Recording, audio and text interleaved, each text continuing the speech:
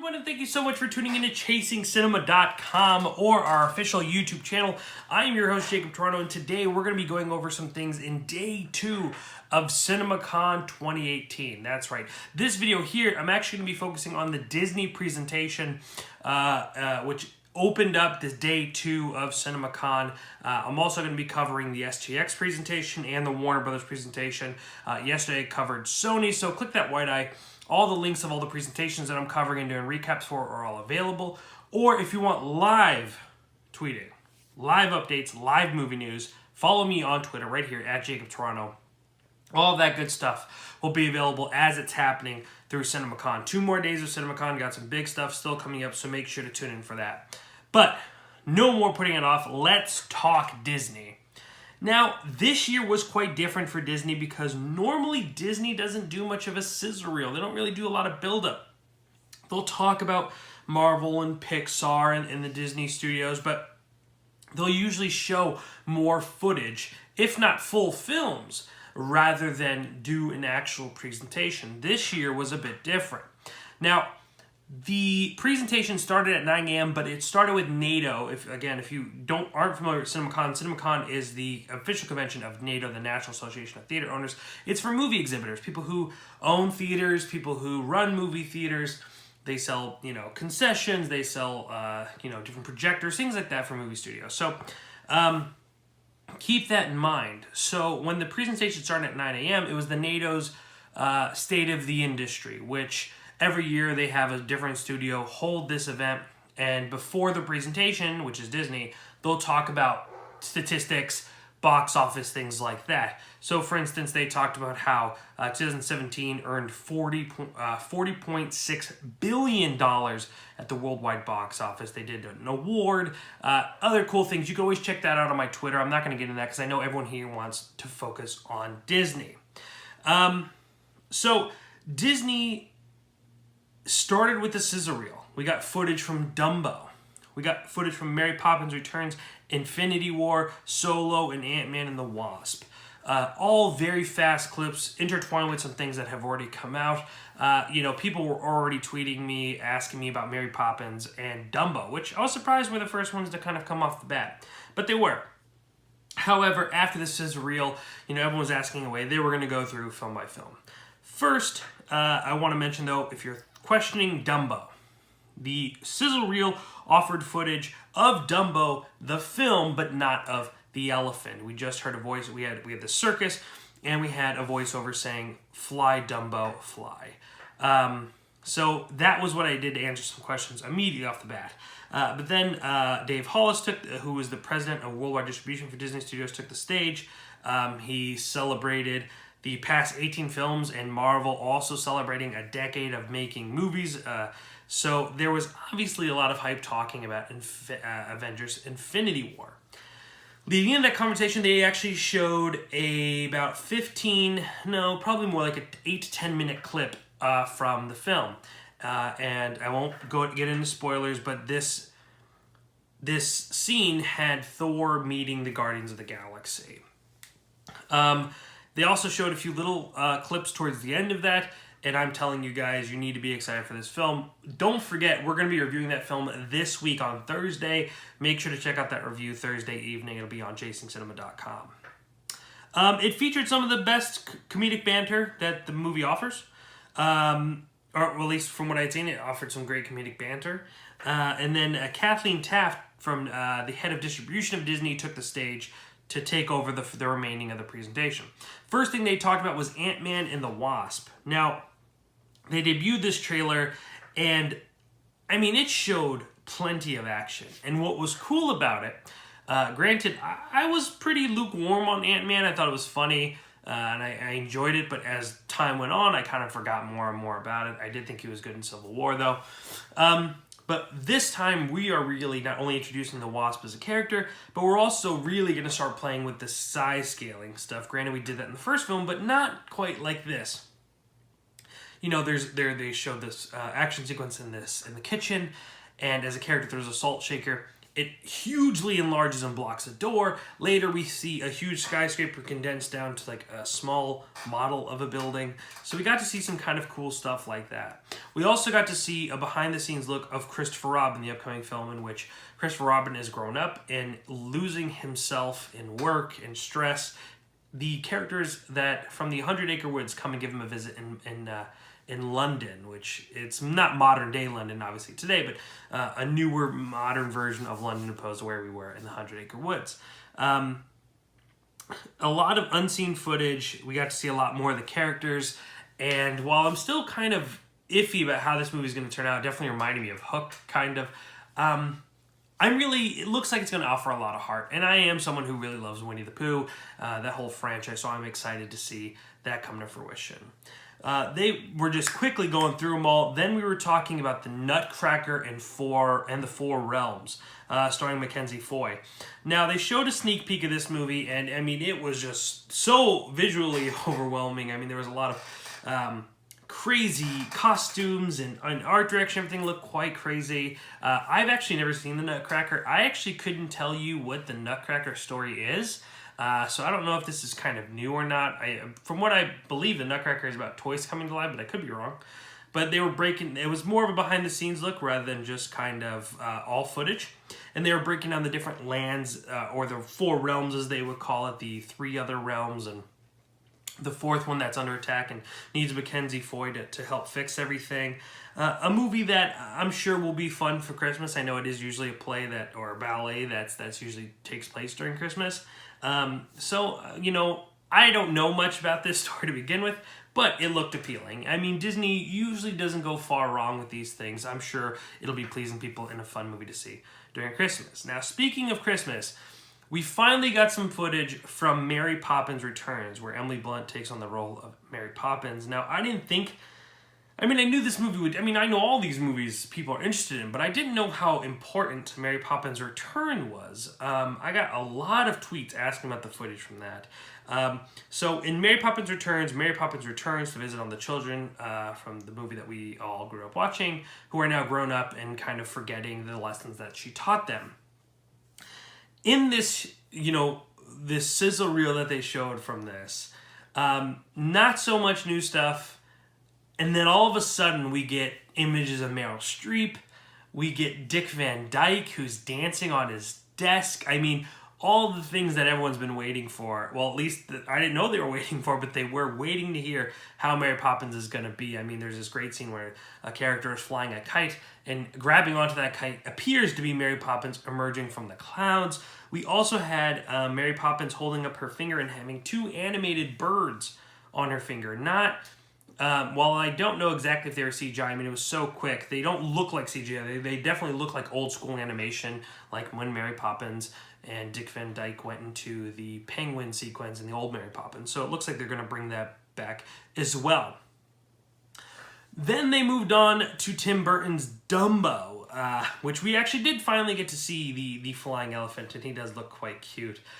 Tim Burton is a filmmaker that, while I've enjoyed a lot of his work, as of late has kind of not connected with me. I did like Big Eyes, but beyond that, his most recent stuff has not clicked with me. However, I will say that Dumbo looks really, really good. From a visual standpoint, from an art direction standpoint, from a costume design standpoint, from a set design standpoint, I think Dumbo is visually appealing more than anything else. Obviously, a story about a standout character, and unlike the original cartoon that we all know and love, this version of Dumbo starts with Dumbo flying for the first time. So I think that's kind of interesting, and I think that's kind of appealing. I was never a big Dumbo fan. I can't say I've seen the film that much. It's not like a lot of the 90s classics of Disney films that I had seen and grew up with and loved. But I had seen Dumbo, and I'm totally okay with them doing what they will with it. I'm not someone who is afraid of them tarnishing the original or anything like that, but it looks like they're going to go in an interesting direction. And while Tim Burton and I have not clicked in recent years, I've not clicked with Tim Burton, he doesn't need to click with me, I will say that I feel like this Tim Burton-esque world kind of really is a good setting for Dumbo. But speaking of 90s animation films, we then got to tackle Aladdin, the upcoming live-action remake. We got to hear the fact that they'll be adding a bunch of new songs, but featuring some classics, and then gave us some behind-the-scenes look. They also assured us that a lot of this footage wasn't going to be complete. And it's true. So take what I'm about to say with a grain of salt. I am, like I kind of alluded to at Dumbo, I am not someone who is very hesitant about them remaking movies that I grew up loving. While I don't think they always work, and I would say from Maleficent to Cinderella to Beauty and the Beast, I don't think they work very well. But I'm not someone who's like, oh no, don't touch it, besides The Lion King, but we're going to get to that. Don't worry, people who were here for Lion King, we're going to talk about it. But Aladdin is a movie that I'm fine with. The problem is, I don't think the movie looks very good. I didn't have, I think your Aladdin, your Jasmine look quite good. The actress who plays Jasmine in the behind the scenes interview said she's not just kind of damsel in distress. They really kind of give this character a lot of morals and it allows her to fight her own battles in a sort of way, which I'm really excited about. And then we got some footage of Will Smith as the genie, and I just thought it looked goofy. The few people that I talked to today, I use this comparison I'm going to, and I'm sure I'm either going to get some hate from Disney lovers or I don't know what. But remember, I'm looking at footage that's not complete, so I also have that in my mind. I can't help but say that a lot of it looked like a cruise ship type play. Like, people just threw on these goofy costumes and expect you to be immersed in the world. And the way that Will Smith looked especially was just blaringly Will Smith, and it wasn't a way for us to kind of dive into the character or believe it's going to be him. Now, I didn't know if they were going to do Will Smith as a, really CGI'd up or not. It seems like he's going to be, live action, but also be transforming to some CGI type stuff. But guys, I don't know about this one. Walking out of Disney, I was assured on pretty much everything but Aladdin. I know it's, ways away, so I'm going to give him the benefit of the doubt. If you're angry or have any, and if you have any questions about anything I've talked about and you want me to go in more detail or have not mentioned, you have a question I can hopefully answer, ask me in the comment sections below. I'll do my best. Or tweet me at Jacob Tiranno. I'll do my best to answer your question. Some people, ask me to recite like whole footage things. And though I am among a lot of talented people who could do that, I cannot really remember a whole 2 minutes of footage after being shown a day full of 2-minute footage clips. So bear with me on that. We also got the very beginning of The Incredibles 2, maybe about 15 minutes of it, and I have to say, I loved it. I think, it showed this really great action sequences as the family is trying to do this good deed, as yet each member of the family is trying to pass around Jack and give each other babysitting responsibilities. It looked fun, it looked enjoyable, and I was all in. I'm really, really excited about this movie, in which I was a fan of the first, but I wasn't, a huge lover of the first Incredibles. Not because I don't think it was good, just because I don't think I watched enough, or maybe I just, maybe it just didn't click with me the first time around. I haven't seen it that much. I think I maybe only watched it twice. But I'm really pumped up for The Incredibles 2. Now we're going to move on to another animated film, Ralph Breaks the Internet, also known as Wreck-It Ralph 2.